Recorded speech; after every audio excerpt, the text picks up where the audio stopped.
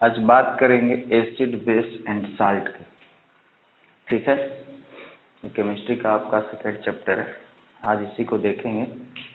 देखिए, ये एसिड क्या है, बेस क्या है और साल्ट क्या है, इसके बारे में पढ़ेंगे डिटेल्स। अभी तक माना जाता है कि लगभग 115 एलिमेंट को हम लोग डिस्कवर किए। ठीक है, लगभग 115 एलिमेंट। उसमें जितना भी एलिमेंट होगा ना, ये एलिमेंट या तो क्या होगा, एसिड होगा या बेस होगा, और नहीं तो क्या होगा, साल्ट होगा। ठीक है, अब सवाल ये है कि ज्यादातर कौन एसिड होगा, कौन बेस होगा और कौन साल्ट होगा। सवाल ये है। उसके बाद आपके मन में ये सवाल आएगा कि सर हम लोग एसिड बेस और साल्ट को पहचानेंगे कैसे। सवाल ये है, खास कर एसिड बेस पर मेरा ज़्यादा फोकस होगा, यहाँ पर साल्ट के बारे में हम लोग पढ़ेंगे बाद में। तो फिर आपके मन में ये भी सवाल होगा कि एसिड को पहचानेंगे कैसे, बेस को पहचानेंगे कैसे। लेकिन सबसे पहले एक बात याद रखिए, जितना भी मेटल है, मेटल ज़्यादातर माना जाता है कि जितना भी मेटल होगा वो बेसिक होगा। जैसे अगर हम बात करते हैं सोडियम की, तो सोडियम का एटॉमिक नंबर कितना होता है बताइए, किसी को पता है? सोडियम 11, 281 इसका इलेक्ट्रॉनिक कॉन्फ़िगरेशन होता है। और आपको ये भी पता होगा कि बाई इलेक्ट्रॉनिक कॉन्फ़िगरेशन हम लोग कैसे ढूंढते हैं कि कोई मेटल है या नॉन मेटल। किसी को पता है? आप लोग को पता है कि इलेक्ट्रॉन के किसी को भी वो मेटल है या नॉन मेटल है, कैसे बताइए? सर एसिड में H+ आयन रहता है और बेस में OH- रहता है। बहुत दूर की बात बोल दी आदित्य, अभी हम उस पर आएंगे, उसकी कहानी पर। ये तो बहुत दूर सर हम बता बताएं। रहे हैं। हाँ बोलिए। सर बाई इलेक्ट्रॉन के द्वारा बताना है। Sir sir acid outer orbit में 5, 6 और 7 रहता है तो नॉन मेटल, और 1, 2, 3 रहता है तो मेटल। हाँ वेरी गुड, चलिए ठीक, सही बात कर रहे हैं। इलेक्ट्रॉन इससे देखिए, आप तो पढ़े होंगे एक वैलेंस है ना, और एक पढ़े होंगे वैलेंसी, है कि नहीं? याद करिए वैलेंस और वैलेंसी। तो देखिए जनरली क्या किया जाता है ना, जब आप किसी भी मेटल के एटॉमिक नंबर लेकर इलेक्ट्रॉनिक कॉन्फ़िगरेशन करेंगे तो आउटर ऑर्बिट में जितना इलेक्ट्रॉन होता है उससे वो डिसाइड हो पाता है कि वो मेटल है या नॉन मेटल। अगर 1, 2, 3 आएगा, 3 आएगा तो वो मेटल कहलाएगा। अगर आपको 5, 6, 7 तक जाएगा तो नॉन मेटल कहलाएगा। और 8 रहता है तो आपको पता है वो अष्टक कंप्लीट पूरा कर लेता है, वो इनर्ट गैस में चला जाता है। ठीक है, जनरल हाँ देखिए 4 भी रहता है ना, हालांकि 4 के अलग केस होता है कार्बन का, हालांकि ये भी नॉन मेटल में ही गिना जाता है, लेकिन इसका एक अलग केस होने की वजह से इसकी अलग प्रॉपर्टीज से पहुंचते हैं, क्योंकि ज्यादातर एक पार्टनरशिप करता है। यानी 4 इलेक्ट्रॉन को ना तो ये डोनेट कर सकता है ना तो गेन कर सकता है, करेगा क्या तो पार्टनरशिप करेगा।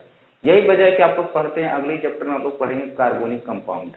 और कार्बोनिक कंपाउंड का मतलब क्या है ना कि एक कार्बन की यही खासियत की वजह से एक लंबा चेन बनाता है, और लंबा चेन बनाने की वजह से ना इसका इतनी ज्यादा प्रमोशन होता है। आप देख सकते हैं दुनिया में कोई भी ऐसा चीज नहीं बचा है जिसमें कार्बन नहीं।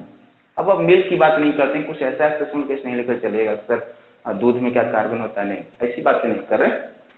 लेकिन इनफैक्ट आप अपनी बॉडी की भी अगर बात करते हैं तो उसमें भी कार्बन है, और आप कार्बन डेटिंग ही पढ़े होंगे है ना, कि जो लंबी आयु निकालने के लिए यूज किया जाता है कार्बन डेटिंग लेबोरेटरी में। अगर कोई चीज हमें मिलता है, अगर हमको पता करना रहता है कि इसकी एज कितनी है तो हम उसका कार्बन डेटिंग करते हैं। अब ये कार्बन डेटिंग आप लोग जानते हैं कि क्या होता है कि इसमें देखिए एक निश्चित फिक्स समय के बाद ना किसी भी बॉडी से और कार्बन का हरासमेंट होता है, धीरे धीरे कार्बन लूज होगा किसी भी चीज से, तो वही देखता है लेबोरेटरी में कि अभी इसके पास कितना कार्बन है और कितना रहना चाहिए, उसी का रेशियो निकाल कर वो डिफाइन कर पाता है कि उसका एज कितना रहा होगा। खैर छोड़िए, इसकी हम बात नहीं कर रहे। तो हम आपको ये बता रहे हैं कि जनरली आपको जो बेस मिलेगा ना वो मेटल मिलेगा। देखिए एक टर्म हम लोग अक्सर यूज करते हैं केमिस्ट्री में, अब कंप्लीट हम बात नहीं करते हैं किसी भी चीज का, हर चीज का एक्सेप्शन देखने को मिलता है केमिस्ट्री में खास करके। तो उस केमिस्ट्री पर वो जो एक्सेप्शनल केस जो हम लोग बताएंगे ना तो खास करके ध्यान रखिएगा। इसलिए हम जनरली टर्म बोलते हैं, हम ये नहीं कहते हैं कि मेटल बेस ही होता है। और एसिड की अगर हम लोग बात करें तो ये नॉन मेटल होता है। थोड़ा सा आप रफली अपनी कॉपी में लिखिएगा, है ना, नॉन मेटल होता है। अब हम ये आपको बता रहे थे कि मेटल्स नॉन मेटल्स पहचानने का यही चीजें हैं कि आपके पास इसका एटॉमिक नंबर पता होगा। जब इलेक्ट्रॉनिक कॉन्फ़िगरेशन करेंगे, इसको ऑर्बिट में जब सेट करेंगे तो आउटर ऑर्बिट में नंबर ऑफ इलेक्ट्रॉन ढूंढिएगा। अगर 1 मिलेगा या 2 मिलेगा या 3 मिलेगा तो उसको मेटल कहिएगा, या 4 मिले या 5 मिले या 6 मिले या 7 मिले उसको नॉन मेटल कहिएगा। ठीक है, ये चीजें। अब बात ये है ना कि जितना भी मेटल का ऑक्साइड होता है सब बेसिक होता है, याद रखिए। अगर मेटल ऑक्सीजन के साथ रिएक्शन करे तो उसका मेटल का ऑक्साइड बनाएगा ना, और वो मेटल ऑक्साइड बेसिक होता है, और वो नॉन मेटल का जो ऑक्साइड बनता है वो सभी क्या होती है, एसिड होती है। ये बातें तो हो गई क्लियर जनरली हम लोग ढूंढने के लिए। लेकिन सवाल ये है कि हम किसी भी मटेरियल को देखकर हम लोग कैसे पहचाने कि एसिड, बेस और साल्ट कौन है, खास कर एसिड और बेस। तो देखिए इसके लिए इंडिकेटर यूज किया जाता है ना। आप नाम सुने होंगे लिटमस पेपर का, सुने हैं? एक लिटमस पेपर और एक होती है मिथाइल ऑरेंज और एक होता है नेप्थोलीन। देखिए लिटमस पेपर के बारे में कहा जाता है ये लिचीन के पौधों से पाया जाता है ना। इसको क्वेश्चन पहले यहीं से बनता है, लिटमस पेपर मिलता कैसा है ना। और आप देखेंगे एसएम के बुक में बाकायदा इसका फिगर दे रखा है, एनसीईआरटी में बताया कि कैसा है ना। लिचीन का एक पेड़ ही होता है ना, उससे हम लोग निकालते हैं लिटमस पेपर। अब अगर बात करें कि लिटमस पेपर ओरिजिनल फॉर्म में कैसा रहता है तो पर्पल कलर का होता है। लेकिन आप याद रखिएगा उसी लिटमस पेपर को अगर कोई सोल्यूशन आपके सामने है और आप देखना चाहते हैं, मान लो आपके पास 2 बोतल लाकर रख दिए और आपसे हम कहें कि इसमें एसिड है या बेस है, तो आप क्या मांगेंगे सामने वाला से कि भाई हमको एक इंडिकेटर दो। इंडिकेटर का मतलब ये हुआ कि वो एक ऐसा मटेरियल होता है जिससे आप डिफाइन कर पाते हैं कि एसिड है या बेस। तो आपके पास पूरी वर्ल्ड में अभी फिलहाल 3 इंडिकेटर है। उसके बाद डोमेस्टिक भी मतलब टर्मेटिक हल्दी को भी मान लिया जाता है, में कभी कभी ये भी बता सकता है, लेकिन उसको जनरली यूज नहीं करते हैं हम लोग। लेकिन किसको यूज करते हैं जनरली, एक लिटमस पेपर हो गया, एक मिथाइल ऑरेंज हो गया, एक नेप्थोलीन हो गया। तो लिटमस पेपर हमें प्राकृतिक रूप में मिलता है, याद रखिएगा ये नेचुरल रूप में मिलता है हमें। और अगर हम मिथाइल ऑरेंज की बात करें या नेप्थोलीन की बात करें तो इसको हमने खुद बनाया है। ठीक है, इस बात का भी ध्यान रखिएगा, ये आर्टिफिशियल होता है, इस चीज का भी ध्यान रखना है। और उसका भी सबका हम लोग अलग अलग प्रॉपर्टीज पढ़ेंगे, विशेषता पढ़ेंगे कि करता क्या है। लेकिन इस बात का ध्यान रखिए कि अगर हम बात करते हैं लिटमस पेपर से हम लोग कैसे डिफाइन करें। क्वेश्चन डायरेक्ट यहाँ से पूछा जाता है, मिथाइल ऑरेंज से ही पूछा जाता है, नेप्थोलीन से ही पूछा जाता है। पहले तो इसका कलर पूछा जाएगा, तो ओरिजिनल कलर किस फॉर्म में रहता है ना। एसिड में डालेगा तो इसका कलर क्या चेंज होगा, बेस में डालेंगे तो क्या कलर चेंज होगा। तो बस ये याद रखना है कि अगर लिटमस पेपर मेरे सामने है तो सबसे पहले तो ओरिजिनल में अगर किसी के साथ वो रिएक्शन नहीं किया है, अगर उसको डायरेक्ट हम बनाकर लाए हैं तो पर्पल कलर के फॉर्म में होगा।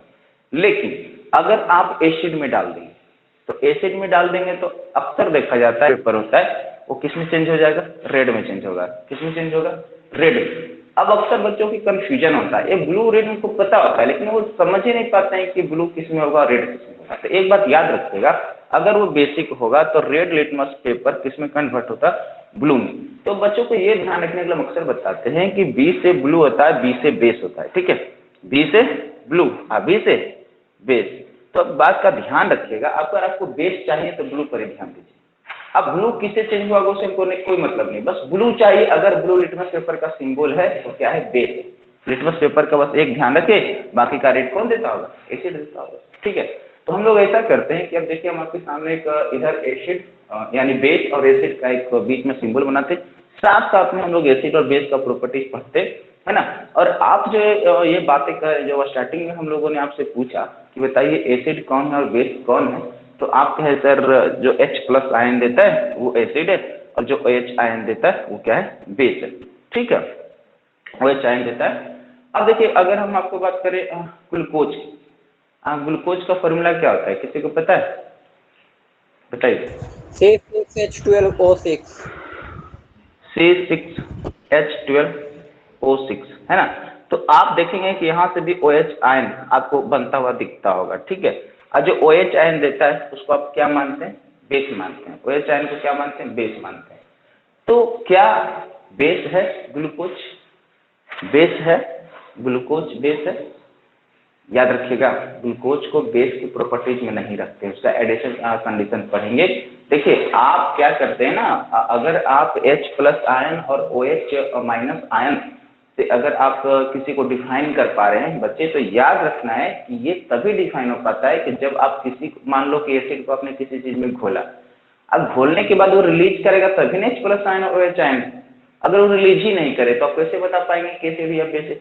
यही वजह है कि हम लोग अलग अलग इंडिकेटर यूज करते हैं। अगर H प्लस आयन रिलीज कर रहा है, OH माइनस रिलीज कर रहा है तो अच्छी बात है, अगर नहीं कर रहा है तो फिर हम कैसे डिफाइन कर पाएंगे।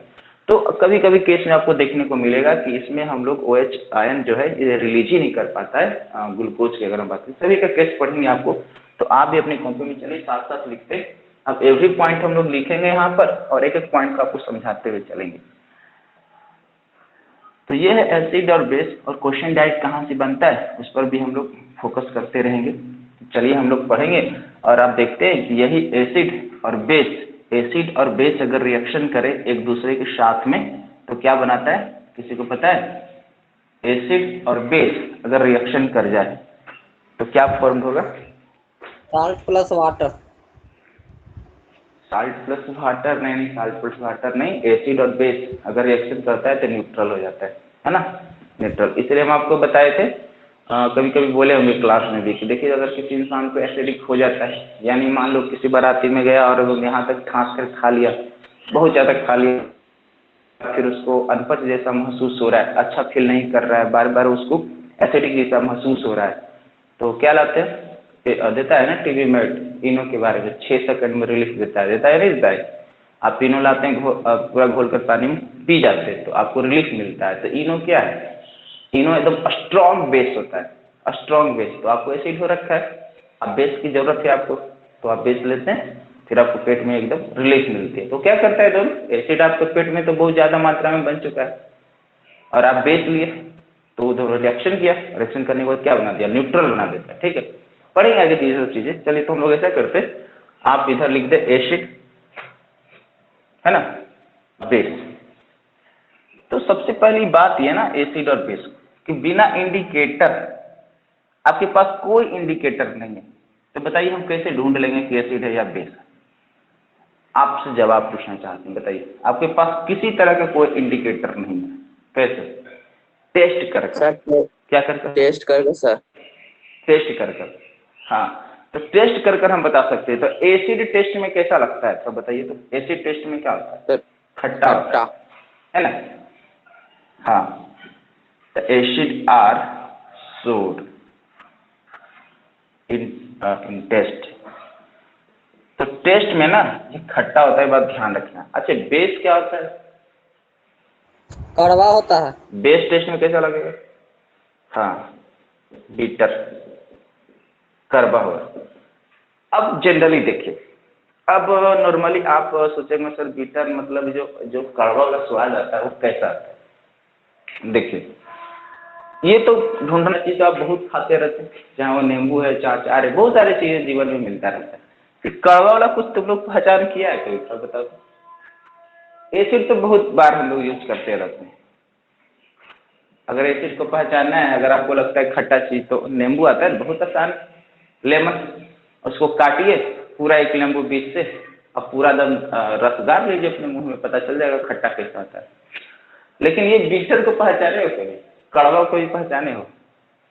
Yes sir. बताइए साबुन को। कब पहचाने? तो साबुन कभी खाए हो? बचपन में कभी खा भी जाते थे हम लोग, हम तो खाते थे बचपन में, कभी कभी चीजें लगता था कि कुछ बिस्किट टाइप का है ना, तो कितना बार मेरे मुंह में चला जाता। या कभी कभी नहाते नहाते आपको ऐसा उसका जो फेम होता है वो भी मुंह में गया होगा, कड़वा जैसा महसूस होता है और एकदम लगेगा ना कि पूरा ये जीभ को जो कतर दिया है ना, ऐसा फील होगा आपको, वोमिटिंग जैसा आने लगेगा। तो ये है बीटर, बेस। और सोप क्या होता है, खुद बेस में आता है, उसको बनाने का फॉर्मेशन हम लोग पढ़ेंगे कि सोप का निर्माण कैसे होता है। ठीक है, तो आपको बताएंगे फॉर्मली वहाँ क्या होता है। देखिए अब ये एसिड का जो है ना डायरेक्ट क्वेश्चन पूछा जाता है, उस पर हम लोग लिखाते हैं, कुछ चीजें आपको लिखा देते हैं, मतलब कुछ भी फ्रूट्स का नाम देंगे और डायरेक्ट उसमें पूछा जाएगा कौन सा एसिड पाया जाता है। तो हम नाम बताएंगे और आप लोग बताइए कौन सा एसिड पाया जाता है। चलिए बात करते हैं सबसे पहले लेमन की। बताइए, आप लोग को भी साथ साथ बताते रहना है, लेमन में कौन सा एसिड पाया जाता है बताइए। Acetic acid. नहीं, citric acid not a acetic acid, ठीक है, सिट्रिक एसिड। चलिए ऑरेंज में बताइए, ऑरेंज, अरे नारंगी खाते हो ना, सर सिट्रिक एसिड। इसमें कौन सा, हाँ इसमें भी सिट्रिक एसिड है, लेकिन साथ साथ में एक और एसिड पाया जाता है, कौन सा एसिड बताइए, अस्कॉर्बिक एसिड। अस्कॉर्बिक एसिड याद रखिएगा, यही अस्कॉर्बिक एसिड है जो मसूड़ा को मजबूत बनाता है ना, पायरिया रोग से बचाता है।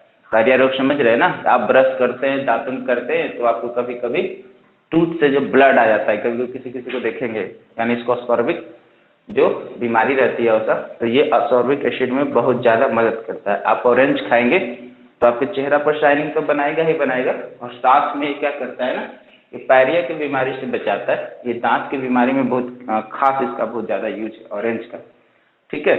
चलिए अगर हम बात करते हैं कर्ड में, कर्ड, दही में कौन सा रहता है, lactic acid. Sir lactic acid. हाँ लैक्टिक एसिड। आपको पता है एक लैक्टिक बेसिलस नाम का एक बैक्टीरिया है जो दही में पाया जाता है ना, उसी बैक्टीरिया को दूध अगर मान लो हम लाए और वही बैक्टीरिया की हमें जरूरत पड़ती है, तो वही लैक्टिक बेसिलस कर एक बैक्टीरिया होती है, वही बैक्टीरिया को दूध को दही जमाने में उसका पूरा सहयोग है ना। और जनरली उसका टेम्परेचर 20 से 25 डिग्री सेल्सियस पर बहुत ज़्यादा एक्टिव होता है। 20 से लेकर 30 डिग्री का टेम्परेचर अगर रहेगा ना तो सबसे ज़्यादा क्लोन बनाता है, आप समझ सकते हैं, उसको फॉर्मेशन ज़्यादा करता है। देखिए इसे ही वजह है कि आप लोग सुने होंगे ठंडा समय में, ठंडा के समय में दही बहुत आसानी से नहीं जमता है, अब गर्मी के समय में बहुत जल्दी फास्ट जमता है और जल्दी खराब भी होता है।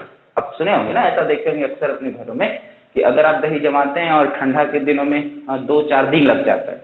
अच्छा जो हम लोग को जो मकर संक्रांति मनाते हैं है ना, अरे दही चूड़ा खाते हो ना, 14 या 15 जनवरी को, 14 जनवरी को जनरली मनाया जाता है। दो ही ऐसा पर्व है हिंदू कैलेंडर में ना जो तो बदल नहीं सकता, फिक्स रहता है, उसका डेट फिक्स है। कौन बताइए, एक 14 जनवरी है ना जिसको मकर संक्रांति कहते हैं, और कौन सा ऐसा त्यौहार है बताइए जिसका डेट फिक्स रहता है। एक विश्वकर्मा पूजा मनाया जाता है, डेट फिक्स होता है।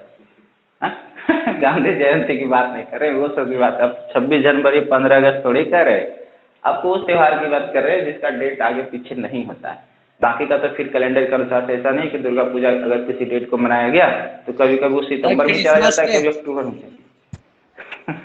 हिंदू कैलेंडर की बात कर रहे थे तुम, क्रिसमस, खैर ठीक है। देखिए तो यही चीजें हैं कि आप उसमें लैक्टिक एसिड, आप देखिए अब अगर कभी भूल से भी आप अगर इस दही को ना अपनी अगर अथी में देख लेंगे, मान लो उसको क्या बोल रहे हैं, अरे उसको लेबोरेटरी में आप देख लेंगे ना उसकी बैक्टीरिया को, तो जीवन में फिर कभी दही नहीं खाओगे। अच्छा कभी कभी देखा होगा बहुत ज़्यादा गर्म हो जाता है ना, या गर्मी बहुत ज़्यादा रहता है ना, तो घूमता हुआ बाहर से दिख भी जाता है उसका बैक्टीरिया, पूरा दही एकदम खट्टा जब हो जाएगा ना तो देखना कभी, अब भूल से अगर देख लेगा ना तो दही खाना छोड़ देगा भाई, उस बैक्टीरिया बहुत इजीली हम लोग देख पाते हैं इसको, बहुत इजीली देखते हैं।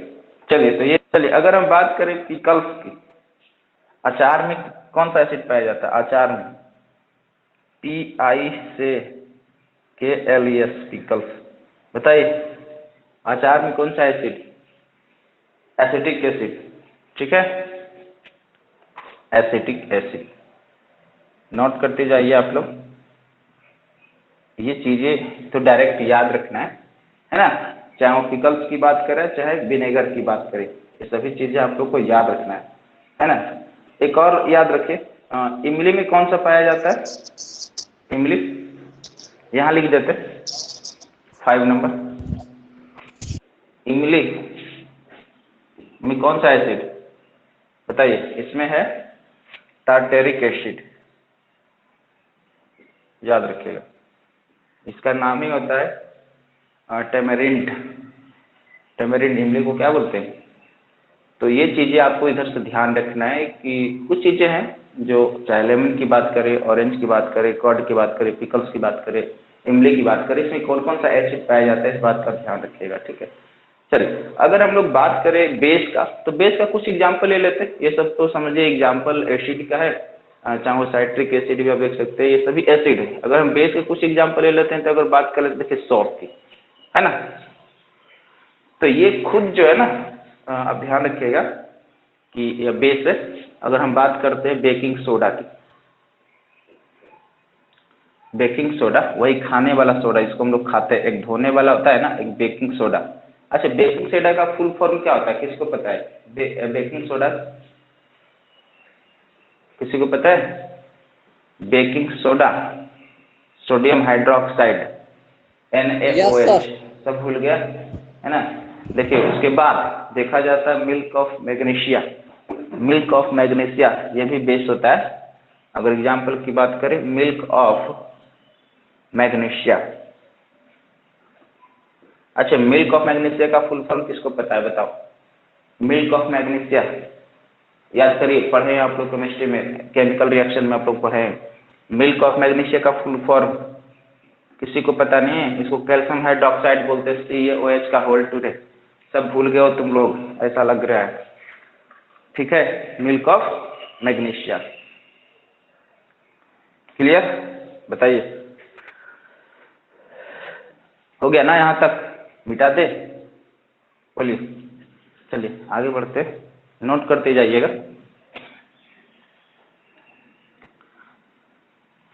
अब आपको लिखना है ना 3 इंडिकेटर के बारे में। अब हम पूरा बात करेंगे लिटमस पेपर की, मिथाइल ऑरेंज की, नैप्थोलीन की। इसका ओरिजिनल कलर में किस फॉर्म में रहता है? एसिड में जाता है तो ये किसका कलर क्या हो जाता है? अब बेस में जाता है तो इसका कलर क्या हो जाता है? तीनों के बारे में हम लोग बारी बारी से पढ़ेंगे, तो ध्यान रखना है आप लोग को।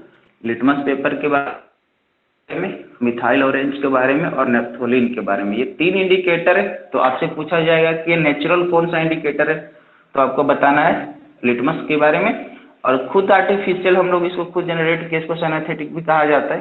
तो आप याद रखिएगा इसको, मिथाइल ऑरेंज और नेप्थोलीन, इसको हम लोग बनाए हैं खुद से देखने के लिए। चलिए, तो लिखना है देयर, नोट कर कर,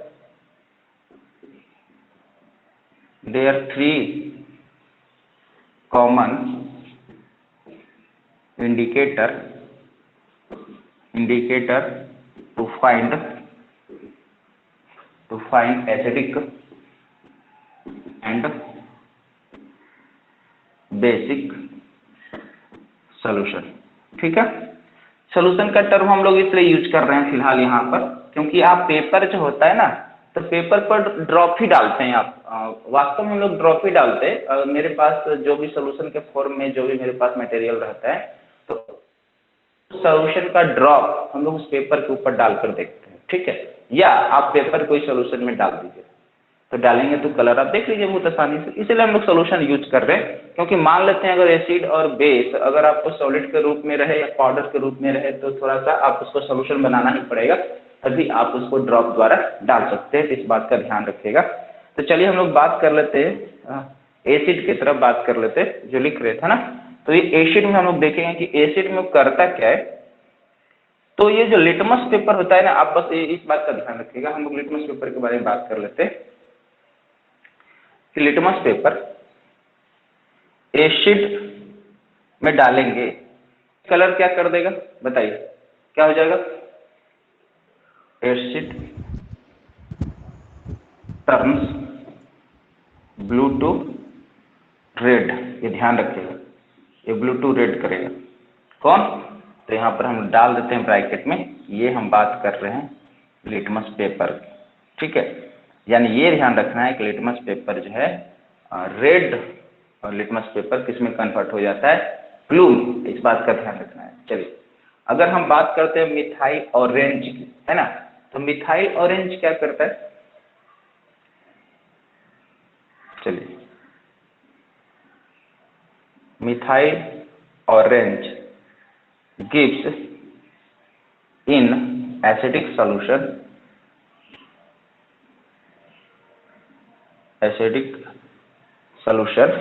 का कलर हो जाता है एसिडिक रेड कलर देगा।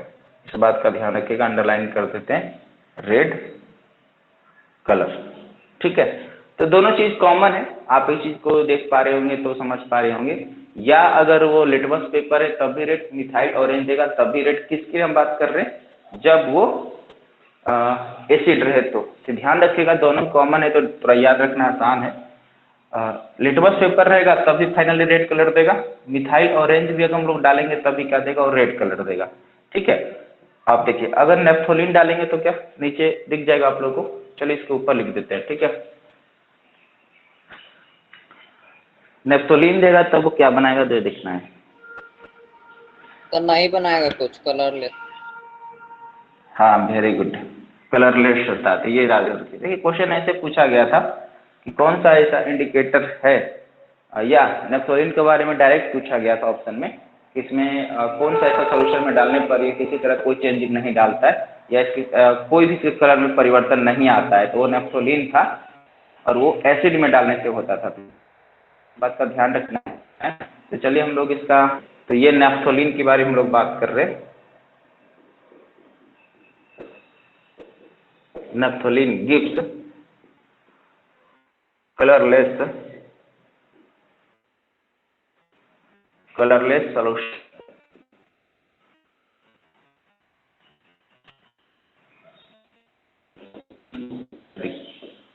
में किसी भी तरह का ध्यान रखेगा। अगर लिटमस पेपर कलर देगा रेड देगा, अगर मिथाइल ऑरेंज की बात करें तो ये भी क्या देगा, रेड देगा। आपको ब्लू कलर भी क्या होता है बाद में लिखा देंगे नोट कर कर।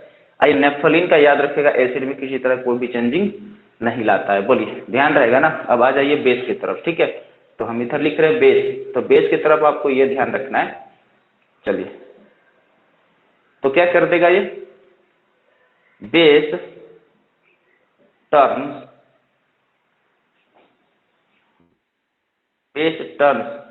Red to blue. ठीक है, रेड टू ब्लू। और किसमें, तो लिटमस पेपर में। ये लिटमस पेपर के बारे में बात किया जा रहा है कि लिटमस पेपर जो है रेड को क्या कर देगा, ब्लू में। तो थोड़ा सा नोट करके इस बात का भी ध्यान रखेगा याद करने के लिए। बी फॉर बेस ध्यान रखना है और ये बी फॉर ब्लू ये ध्यान रखना है। तो आपको कभी भी कंफ्यूजन नहीं होगा कि बेस में कैसा कलर होता है। तो ये हो गया ब्लू और बेस, इस बात का ध्यान रखना है। ठीक है, चलिए अब अगर हम बात कर लेते हैं इसका मिथाइल ऑरेंज की। अच्छा बताइए मिथाइल ऑरेंज कैसा देगा बेसिक में, कौन बताएगा? हाँ वेरी गुड। चलिए तो बात कर लेते हैं मिथाइल ऑरेंज की। मिथाइल ऑरेंज गिव्स इन बेसिक सॉल्यूशन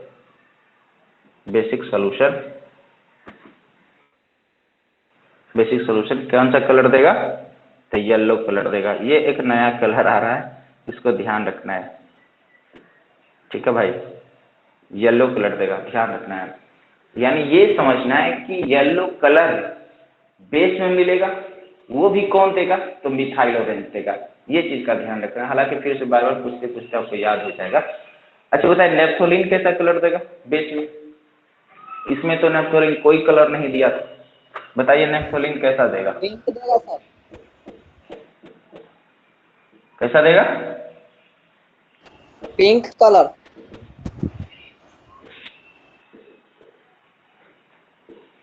पिंक कलर देगा भाई, पिंक कलर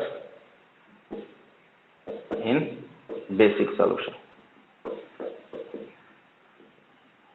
इतना कलर आपके दिमाग में आ रहा है, जिगजैग तो नहीं होगा ना? सबको दिमाग में याद रहेगा ना सभी चीजें? बताइए याद रहेगा? चलिए थोड़ा एक बार रिवाइज कर लेते हैं, देखते हैं कि आपको इतना चीजें याद रहती है या नहीं रहती है। ठीक है, सबको पता है? हम बोलेंगे आपको अगर फटाक से जवाब देना है, ये चीजें आपको साथ साथ में याद भी कराते चले। चलिए बताइए अगर हमें चाहिए येलो कलर तो कौन किस में देगा? तो मिथाइल कौन किस में देगा? ऑरेंज देगा बेस बेस में। बेस में। ठीक है, बताइए कौन सा ऐसा इंडिकेटर है जो एसिडिक में कलरलेस रहता है? Sir phenolphthalein. हाँ नेफ्थोलीन इसको पढ़ते हैं, पी से स्टार्ट होता है लेकिन उसको नेफ्थोलीन पढ़ते हैं। अच्छा चलिए बताइए लिटमस पेपर किस सॉल्यूशन में ब्लू रहता है? ब्लू बेस कलर में। बेस में। ठीक है, आपको ये बताना है कि पिंक कलर कौन और किस सॉल्यूशन में मिलेगा? पिंक कलर और फिनोक्सिलिन देता है नेप्थलीन सर, किस में? तो बेस में। बेस में। बेस में।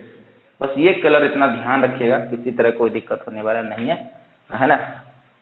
देखते रहिएगा, ध्यान करते रहिएगा। चलिए अब हम आप लोग लिख लीजिए, नोट करके लिख लीजिए। तो सभी लोग नोट करके लिख लीजिए, बोल देते हैं तब तक मिटाते हैं, आप लोग लिख लीजिएगा। देखिए नेप्थोलीन, नेप्थोलीन जो होता है ना अपने ओरिजिनल फॉर्म में कैसा होता है? कलरलेस रहता है। तो लिख लीजिए नेप्थोलीन का, यानी उसका सीसी का बोतल अगर आपको देंगे ना सामने लाकर, तो लगेगा कि उसमें लिक्विड भरा हुआ है, पानी है। जैसे पानी का कोई कलर नहीं होता है, वैसे नेप्थोलीन आपके सामने आएगा तो कलरलेस होता है। तो लिख लीजिए naphthalene in original form in colourless. ठीक है, ये चीज़ आप लोग लिख लीजिए नोट कर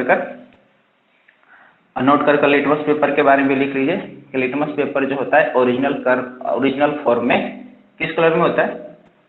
पर्पल कलर में होता है। ठीक है, इस बात का भी ध्यान रखना है।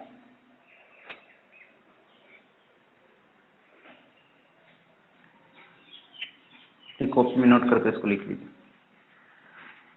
चलिए, ये तो था इंडिकेटर से ढूंढना और किस तरह से चीज़ें चेंज आती है एसिड और बेस का, अब हम लोग देख लिए। चलिए अब हम लोग केमिकल कंपोजिशन की तरफ बढ़ते हैं, यानी कि अब जब रिएक्शन होने के बाद हम लोग बाय रिएक्शन, जब आपके सामने रिएक्शन आएगा तो रिएक्शन से आप कैसे ढूंढ पाएंगे कि ये एसिडिक का रिएक्शन हो रहा है या बेसिक का रिएक्शन हो रहा है, और कौन सा मटेरियल एसिड है और कौन सा मटेरियल बेस है।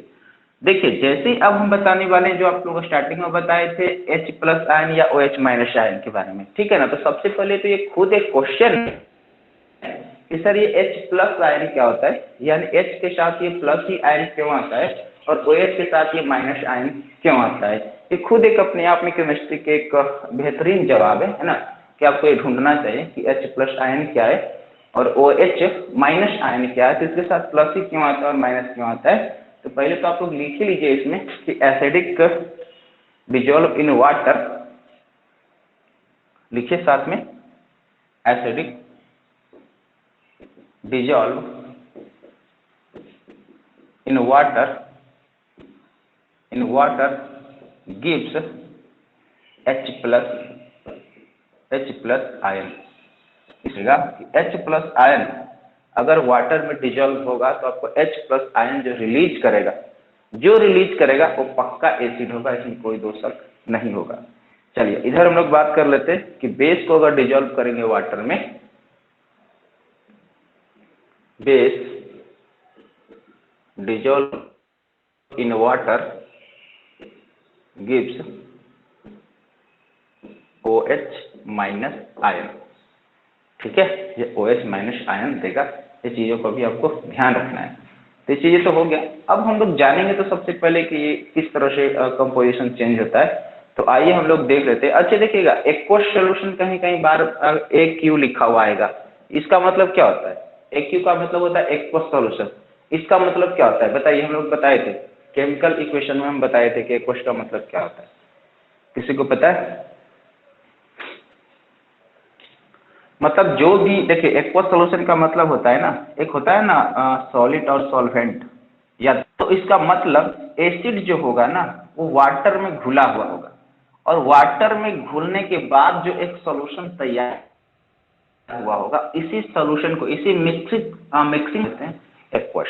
ठीक है, एक्वस सॉल्यूशन में अब जनरली हम लोग एक्वस सॉल्यूशन देखेंगे कि उसमें कोई भी मटेरियल होगा अगर वाटर में डिजोल्व हुआ तो उसका केमिकली नेम हम लोग केमिस्ट्री में इसको एक्वस सॉल्यूशन के नाम से जानते हैं। अब देखिए इसे लोग पढ़ते हैं एक्वा गार्ड, आता है नहीं आता है?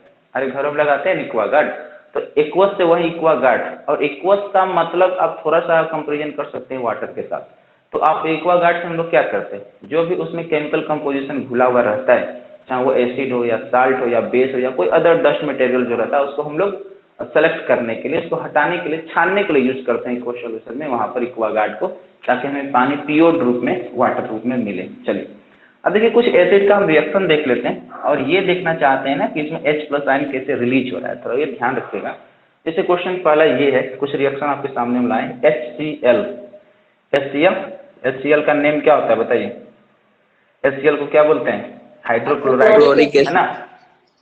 देखिए, हाँ HCl वाटर के साथ रिएक्शन करेगा तो कैसे रिलीज होगा जो देखिए, H प्लस आयन और Cl माइनस, क्लोरीन पर नेगेटिव और H प्लस होगा। क्लोरीन पर नेगेटिव कैसे आएगा और H प्लस अब कैसे होगा? क्लोरीन पर नेगेटिव कैसे आता है इसका कहानी तो आप जानते होंगे, बताइए। रिएक्शन करने के बाद क्लोरीन नेगेटिव आया, क्यों आया नेगेटिव? आप ये थोड़ा सा हिंट दे देना चाहते हैं, हालांकि डिटेल से इस पर बात नहीं करेंगे। अच्छा, क्लोरीन का एटॉमिक नंबर कितना होता है, किसको पता है बताइए? क्लोरीन का एटॉमिक नंबर 17। 17 का जब आप इलेक्ट्रॉनिक कॉन्फ़िगरेशन करेंगे तो 287, 8 10 17। आउटर ऑर्बिट में कितना इलेक्ट्रॉन रहता है इसका? 7 रहता है। कितना रहता है? 7। अच्छा देखिए, एटॉमिक नंबर किससे डिफाइन होता है? एटॉमिक नंबर इलेक्ट्रॉन से या प्रोटॉन से या न्यूट्रॉन से, किससे डिफाइन होता है बताइए? देखिए, एटॉमिक नंबर या तो इलेक्ट्रॉन से हो सकता है या तो प्रोटॉन से हो सकता है, है ना? तो ज्यादातर प्रोटॉन से आप एटॉमिक नंबर अगर निकालेंगे तो 100% सही माना जाता है। इलेक्ट्रॉन से भी निकाल सकते हैं, लेकिन इलेक्ट्रॉन से जब निकालेंगे तो अगर कहीं गेनिंग या डोनेटिंग हुआ होगा तो उस कंडीशन में आपका इलेक्ट्रॉनिक नंबर वेरी कर सकता है, एटॉमिक नंबर वेरी कर सकता है, ठीक है। तो जनरली हम लोग प्रोटॉन से नापते हैं। और ये भी आपको पता है, जितना इलेक्ट्रॉन रहता है उतना ही प्रोटॉन पाया जाता है ना?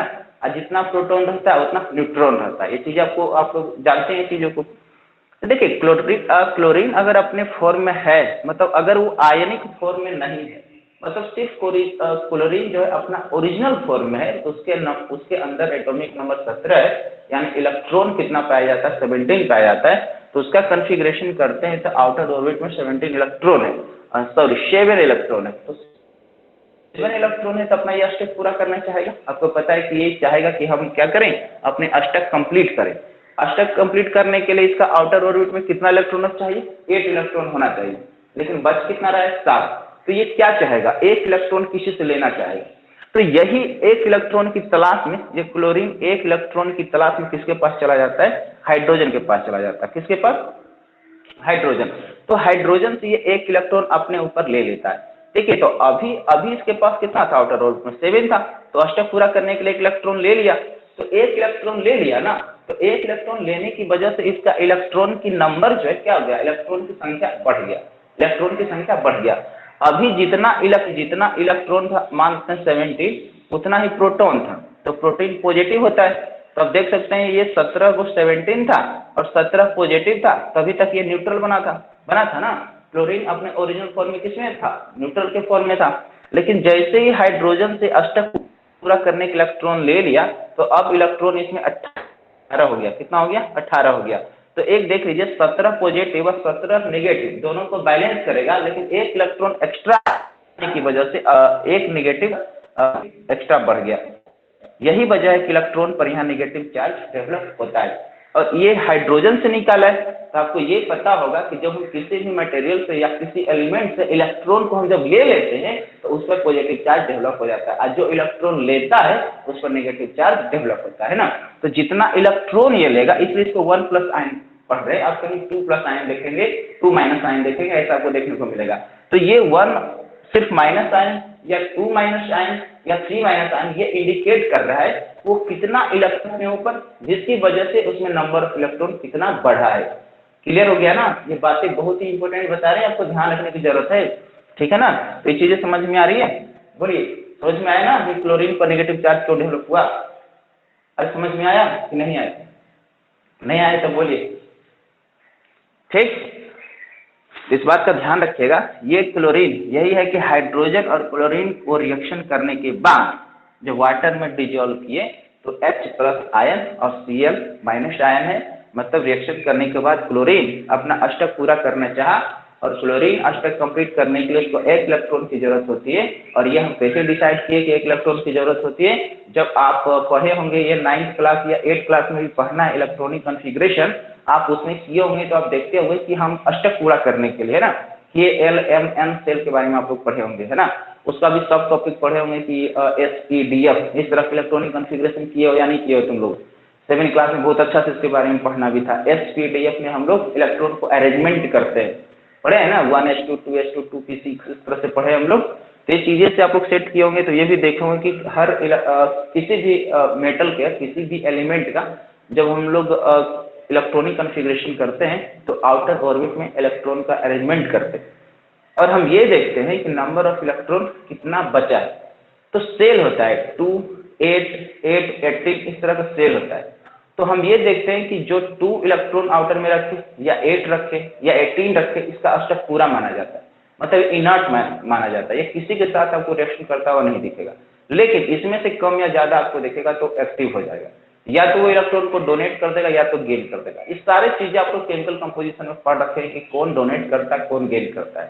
जनरली जो मेटल्स रहता है तो मेटल जनरली क्या करता है, डोनेट ही करता हुआ दिखेगा आपको, ठीक है। और जो नॉन मेटल होगा वो आपको इलेक्ट्रॉन को लेता हुआ दिखेगा। क्यों? क्योंकि उसमें नंबर ऑफ इलेक्ट्रॉन जो होती है आउटर ऑर्बिट में ज्यादा होता है, किसमें, नॉन मेटल में। तो ज्यादा इलेक्ट्रॉन को डोनेट कर देना ये इतनी बड़ी बातें नहीं है। आप जानते हैं कि इलेक्ट्रॉन को डोनेट करने में एनर्जी की जरूरत पड़ती है, तो इतना एनर्जी रिलीज कर देना मेटल ऐसा नहीं होगा। अब मान लो कि आउटर ऑर्बिट में क्लोरीन का 7 इलेक्ट्रॉन है, तो इस सातों को सातों डोनेट कर ये अष्टक पूरा करेगा, यानी 2, 8। इससे बेहतर है कि एक इलेक्ट्रॉन लेकर ये कंप्लीट अष्टक पूरा करे। आप ये भी पता है आपको, ये भी जनरली लाइफ में भी ऐसा सोच सकते हैं कि 7 चीज को डोनेट कर देना, सातों चीज को दान दे देना, इससे बेहतर है कि एक चीज लेकर आप पूरा कंप्लीट कर ले। तो यही चीजें हैं यहाँ पर कि एक लेगा और लेगा, तो अभी तक ये न्यूट्रल के फॉर्म में था, जितना इलेक्ट्रॉन उतना ही प्रोटॉन था। तो 17 इलेक्ट्रॉन यानी 17 निगेटिव चार्ज और 17 प्रोटॉन मतलब 17 पॉजिटिव चार्ज, तो दोनों बैलेंस था। लेकिन एक इलेक्ट्रॉन ने किसी और से ढूंढ ले लिया, तो ढूंढने की वजह से अब 18 इलेक्ट्रॉन हो गया। कितना इलेक्ट्रॉन हो गया? 18 इलेक्ट्रॉन हो गया। तो 18 इलेक्ट्रॉन हो गया और 17 प्रोटॉन हो गया, तो 17 पॉजिटिव चार्ज में तुम्हारे पास बचा और तुम्हारे पास 18 इलेक्ट्रॉन आ गया, यानी 18 नेगेटिव चार्ज आ गया। तो 17 तो न्यूट्रल कर देगा, लेकिन एक तो बच गया ना भाई, एक तो नेगेटिव चार्ज उस पर आ गया। तो एक नेगेटिव चार्ज आने की वजह से आप देखेंगे उस पर हम लोग माइनस को इंडिकेट करते हैं और माइनस से क्लियर हो पाता है इस पर नेगेटिव चार्ज, ठीक है। चलिए हम सेकेंड एसिड की बात करते हैं, H2SO4 की बात करते हैं, है ना। सल्फ्यूरिक एसिड हम लोग इसको बोलते हैं। H2SO4 को अगर रिएक्शन करा दें वाटर के साथ, बताइए H2SO4 रिएक्शन करेगा वाटर के साथ, तो अब देखिए यहाँ पर एक चीज बनता हुआ दिखेगा आपको, 2H+ और साथ में SO4 और 2-, तो आप देख पा रहे हैं यहाँ पर 2- क्या इंडिकेट कर रहा है, 2- क्या इंडिकेट कर रहा है कि ये जो सल्फेट H2SO4 में जो SO4 पर कितना नेगेटिव चार्ज आया है, 2 नेगेटिव चार्ज आया है, ये बात का ध्यान रखना। चलिए एक और रिएक्शन लेते हैं, नाइट्रिक एसिड। नाइट्रिक एसिड का फॉर्मूला क्या होता है बताइए, किसी को पता है? नाइट्रिक एसिड बताइए जल्दी। HNO नाइट्रिक एसिड होगा, बताओ। HNO लिख दिए, आपको लगता है कि सही लिखा हुआ है? हाँ, HNO3 और वाटर के साथ रिएक्शन करेगा। चलिए HNO3 वाटर के साथ रिएक्शन करेगा, तो आप ये देखेंगे कि H पर प्लस चार्ज, NO3 पर माइनस चार्ज, H पर प्लस चार्ज और NO3 पर माइनस चार्ज। ये सभी चीजें आपको डिटेल से पढ़ेंगे आगे जाकर। इस इंडिकेशन प्लस चार्ज और माइनस चार्ज कैसे डिफाइन हो पा रहा है, क्योंकि हर चीज का जवाब है केमिस्ट्री के पास। आप ऐसे नहीं कर सकते, अपने मन से नहीं लगा सकते एक प्लस चार्ज और एक नेगेटिव चार्ज। चलिए एक और पूछते हैं, एसिडिक एसिड का फॉर्मूला क्या होता है, कौन बताएगा? बताइए एसिटिक एसिड, किसी को पता है एसिटिक एसिड का फॉर्मूला? नहीं? अरे CH3 याद करो, COOH, CH3 COOH H2O, इसको लिख लीजिएगा इसके नीचे सभी बच्चे, CH3 COOH के नीचे फिर यहाँ से लिख लीजिएगा कॉपी में एसिटिक एसिड है। तो यहाँ पर जो हाइड्रोजन होगा H+, ठीक है, और साथ में बचा CH3 COO पर एक माइनस, ठीक है। देख लीजिए कंपोजिशन, CH3 COO पर कौन सा चार्ज, नेगेटिव चार्ज, और H+ आयन। ये सभी वाटर से तोड़ रहा है, और जनरली आप देख सकते हैं इसमें CH3 रहा, COO यहाँ तक रहा ना, और H क्या हो रहा, रिलीज होता हुआ दिख रहा है। चलिए अब ध्यान दीजिएगा, थोड़ा सा एक बात का ध्यान रखने की जरूरत है यहाँ पर। क्या ध्यान देने की जरूरत है जो आपको बता रहे हैं। जितना चीजें आप देख रहे हैं, सबसे पहली बात, इस सभी चीजों पर आपको लग रहा है कि H+ आयन रिलीज होता हुआ दिख रहा है, H+, सब में H+। ये रिएक्शन देखने के बाद सबसे पहले तो क्लियर हो गया कि कौन सा रिएक्शन हो रहा है, कौन सा ये चीज है, HCl कैसा है, एसिड है। क्यों? क्योंकि एसिड वाटर में कोई भी मटेरियल, देखिए अभी तक आपको क्लियर फाइनली नहीं है कि कौन सा मटेरियल है, लेकिन वाटर के साथ रिएक्शन करने के बाद ये रिएक्शन हम आपके सामने बता दें। तो जैसे ही आप H+ आयन होता हुआ देखें, आप समझ जाइए एसिडिक है। दूसरी बात, आप देख लीजिएगा जितना फॉर्मूला आप एसिड का बोलेंगे उसमें H जरूर आएगा, H जरूर आएगा, तो कन्फर्म है, ये बात अपना दिमाग में रखिएगा। जैसे देख लीजिए HCl, H2SO4, HNO3, CH3, H, देखिए सब जगह हाइड्रोजन आया। ये बात भी क्लियर है कि जहां एसिड होगा वो हाइड्रोजन का कंपोजिशन जरूर होगा, और हाइड्रोजन जैसे ही वाटर में, यही हाइड्रोजन जो उसके साथ मिक्सिंग था मेटल के साथ, वही वाटर में जैसे रिएक्शन किया, वाटर के साथ जैसे रिएक्शन किया, रिलीज हो गया। तो ये बात भी अपने आप में ध्यान रखिएगा कि HCl हो या H2SO4 हो या कोई भी एसिड हो, उसमें हाइड्रोजन का कंपोजिशन होगा, और यही कंपोजिशन वाटर के साथ रिएक्शन करने के बाद वो डिजॉल्व हो जाता है, आयन के फॉर्म में आ जाता है और H+ रिलीज हो जाता है। देखिए पानी की खुद एक खासियत है, याद रखिएगा। यही इसीलिए हम लोग इलेक्ट्रोलाइटिस जो करते हैं ना, वो वाटर में हम लोग करते हैं, तो हम लोग आयन को तोड़ देते हैं, उसमें ऑक्सीजन को, हाइड्रोजन को हम लोग निकाल देते हैं।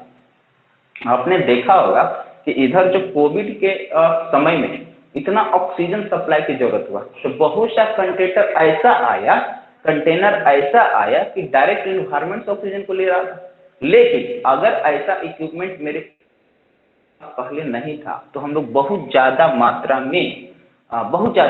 में जो ऑक्सीजन बनाते थे वाटर से, क्योंकि आपको पता है कि जब वाटर को 100 डिग्री सेल्सियस पर आप गर्म कर देंगे, उसके बाद जो इसका कंपोजिशन जो टूटेगा ऑक्सीजन का, क्योंकि आप देख सकते हैं H2O, इसमें हाइड्रोजन और ऑक्सीजन कंबाइंड है, तो यही हाइड्रोजन और ऑक्सीजन को लोग निकाल पाते हैं। और यही वजह है कि आजकल के एक नया ट्रेंड चल रहा है, ऐसा अमेरिका दावा कर रहा है कि हम एक ऐसा कार बना रहे हैं, ऐसा एक गाड़ी बना रहे हैं, बाइक बना रहे हैं जो पानी से चलता हो। किससे चलता हो? पानी से। देखिए खुद एक अद्भुत बात बोल रहे हैं। वो क्या करेगा?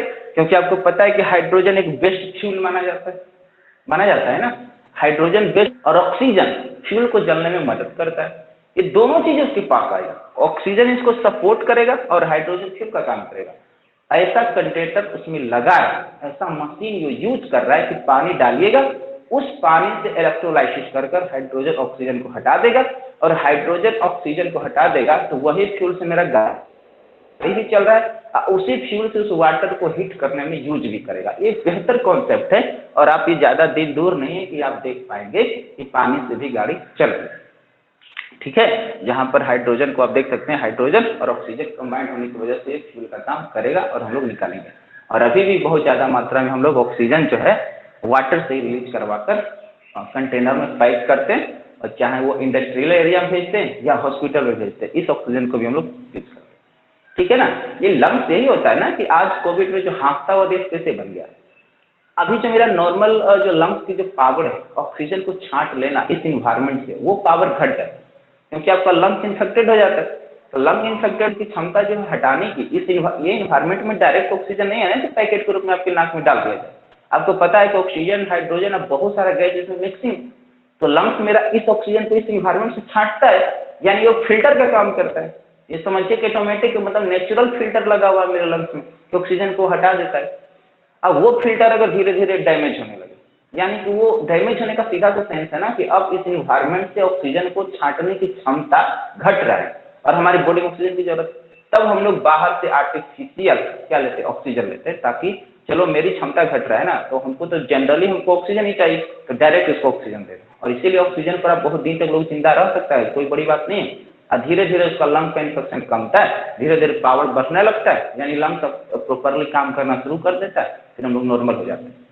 यही वजह से सबसे ज्यादा इस कोविड में ऑक्सीजन की सबसे ज्यादा लोगों की जरूरत पड़ा, और यही वजह कंटेनर हम लोग ऑक्सीजन की भी जरूरत पड़ा, क्योंकि ये जो वायरस है सबसे ज्यादा लंग्स को इन्फेक्टेड करता है ना, लंग्स की कार्य क्षमता को घटा देता है। अच्छा 6:10 हो रहा है, अब तुम लोग का स्कूल का भी क्लास है, और तुम लोग गांधी जी की तरफ से सुन रहा है, यानी कभी बता नहीं रहा है कि सर थोड़ा बहुत अब रोक दिया जाए, है ना। क्लास है ना आप लोग का स्कूल में कि नहीं है, ये बताइए। क्लास है? No sir. चलिए फिर मिलते हैं हम लोग। सुनिए आप लोग, बस 2 दिन और बचा है इसकी कहानी, मतलब ऑनलाइन क्लास की, फिर कैमरा से हम लोग नाता तोड़ सकते हैं, है ना। फिर मुलाकात होगी आपसे ऑफलाइन क्लास में। अब फिर से मतलब बोल रहे हैं कि आप लोग अगर सक्षम हैं ऑनलाइन पेमेंट करने के लिए तो कर दीजिए, बाकी का नहीं तो फिर मंडे को मिलेंगे, ठीक है। चलिए तो यहीं तक रखा जाए, दोबारा फिर हम लोग अगले क्लास में बात करते हैं, इसको आगे बढ़ाएंगे। Thank you.